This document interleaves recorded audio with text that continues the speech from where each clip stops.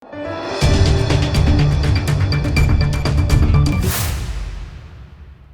દર્શક મિત્રો, આપ જોઈ રહ્યા છો લોકમૈત્રી ન્યૂઝ. હું છું એન્કર અર્પિતા પટેલ. હવે જોઈએ અગત્યના સમાચાર.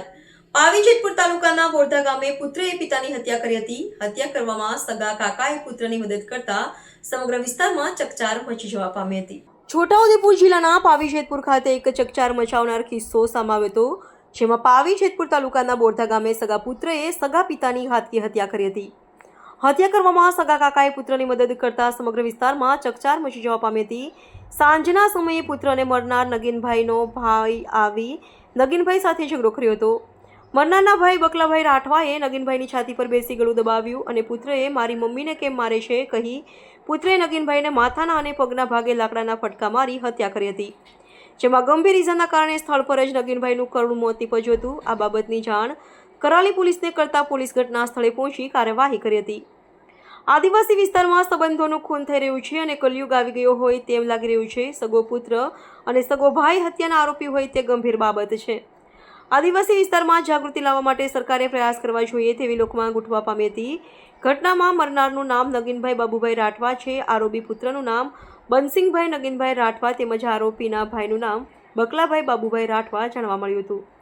Reporter Rafiq Dhaniwala, Lokmaitri news, Chhotaudepur. Karali police station ખાતે ગઈકાલ તારીખ 12 એપ્રિલના રોજ એક ખૂનનો ગુનો દાખલ કરવામાં આવેલો છે.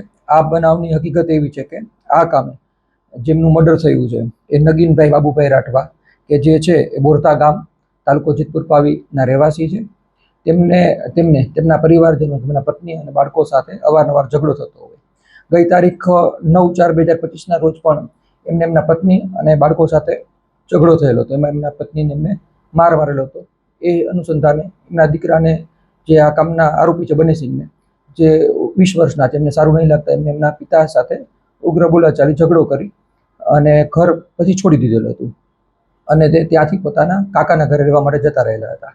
બાદ 11 તારીખના રોજ ફરીથી આ કામના બંને આરોપીઓ બનેસિંહભાઈ કે જે મરણ જનાર નગીનભાઈના પુત્ર છે અને જે બકાભાઈ કે જે મરણ જનાર નગીનભાઈના સગા નાના ભાઈ છે, બંને બાઇક ઉપર ત્યાં ફરીથી એમના ઘરે આવે છે મરણ જનારના, અને ત્રણેય વચ્ચે બોલાચાલી થાય છે, ઝઘડો થાય છે અને મારામારીમાં બકાભાઈ છે એ નગીનભાઈને નીચે પછાડી દે છે અને એમના છાતીના ભાગ ઉપર બેસી ગળાનો ભાગ પકડી લે છે.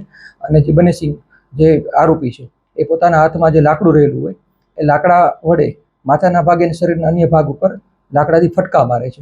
અને આ સમયે ત્યાં જ પાડોશમાં રહેતા મરણ જનાર નગીનભાઈના સગા કાકા રામસિંહભાઈ મંગળિયાભાઈ રાઠવા આવી જતા આ બંને આરોપીઓ છે ત્યાંથી વધુ માર મારતા અટકે છે અને જે હાજર માણસોને ધમકી આપે છે કે આ બાબતે જો કોઈ પોલીસને જાણ કરશો કે ફરિયાદ કરશો તો એમને પણ મારી નાખવામાં આવશે.